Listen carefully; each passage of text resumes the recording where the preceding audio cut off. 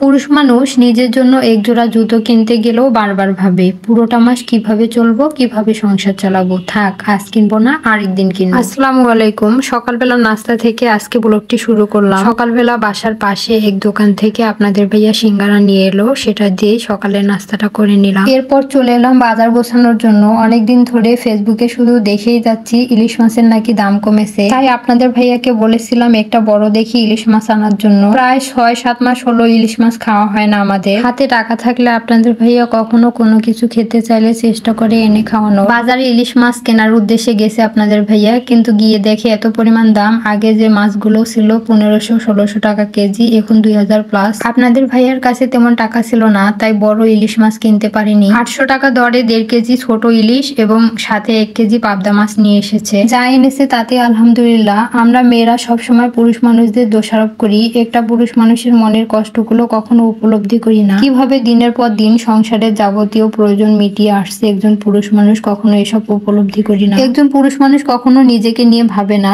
সব সময় তার ফ্যামিলির প্রত্যেকটা সদস্যকে নিয়ে ভাবে। পুরুষ মানুষ তো এমন যে এক জোড়া জুতো নিজের জন্য কিনতে গেলেও হাজারবার ভাবে যে এই টাকাটা দিয়ে সংসারের অন্য কোনো প্রয়োজন মেটানো যাবে কিংবা সন্তানের চাহিদা মেটানো যাবে। আমাদের বিয়ে হয়েছে 9 বছর প্লাস। প্রথম থেকে আপনাদের ভাইয়াকে দেখি আর অবাক হই। হাজার সমস্যার সম্মুখীন হয়েও এ মানুষটা কিভাবে যে আমাদের প্রয়োজনগুলো মিটিয়ে আসছে। এই মানুষটা নিজের জন্য কিছু কেনার প্রয়োজন কখনো মনে করে না, সব সময় আমাদের প্রয়োজন মেটানোর জন্যই ব্যস্ত থাকে। আপনাদের ভাইয়া কিন্তু ফ্যামিলিগত বিজনেসের কারণে ঋণে জর্জরিত, কিন্তু তারপরেও হাজার প্রতিকূলতার মাঝে চায় তার ফ্যামিলির প্রতিটা সদস্য ভালো থাকুক। আর আপনাদের ভাইয়ার এরকম পরিস্থিতি দেখে সবসময় চায় তার পাশে ঢাল হয়ে দাঁড়াতে। বিশ্বাস করবেন কিনা জানি না, আমার বাবা মা ভাই বোন কারোর জন্য আমি কিছু করতে চাই না, আমি শুধু চাই এই মানুষটার পাশে ঢাল হয়ে দাঁড়াতে। তবে আমি চাইলেই তো সব সম্ভব না, আল্লাহ চাইলেই তবেই সম্ভব। আল্লাহ কখনো রহমত করলে যে কোনো ভাবে পাশে থাকতে চাই এই মানুষটার। আমি যখন এই কথাগুলো বলি অনেক ইমোশন হয়ে যায়। সবার লাইফে ঘটে যাওয়া অনেক কষ্টের মুহূর্ত থাকে, আমারও ছিল। সবাই ছেড়ে গেলেও এই মানুষটা আমাকে কখনো ছাড়েনি, সব সময় সব রকম ভাবে সাপোর্ট করে গেছে। যাই হোক, অনেক ইমোশনাল হয়ে গেছি।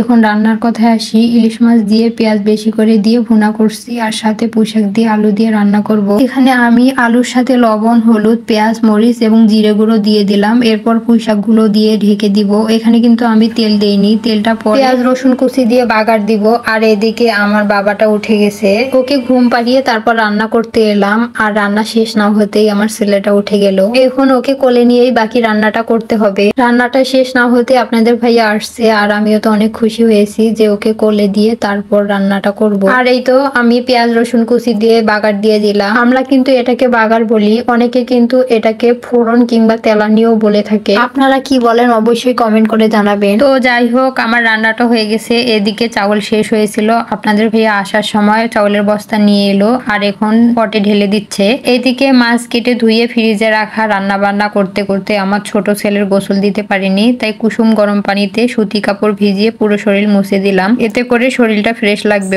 এরপর আপনাদের ভাইয়াকে খাবার খেতে দিলাম। তো আজকের ভিডিওটা এ পর্যন্ত। আমার ভিডিওর কোনো অংশ ভালো লেগে গেলে প্লিজ একটা লাইক দিয়ে আপনাদের ফ্রেন্ডস এবং ফ্যামিলির মাঝে শেয়ার করে দিবেন। ধন্যবাদ সবাইকে। আসসালামু আলাইকুম।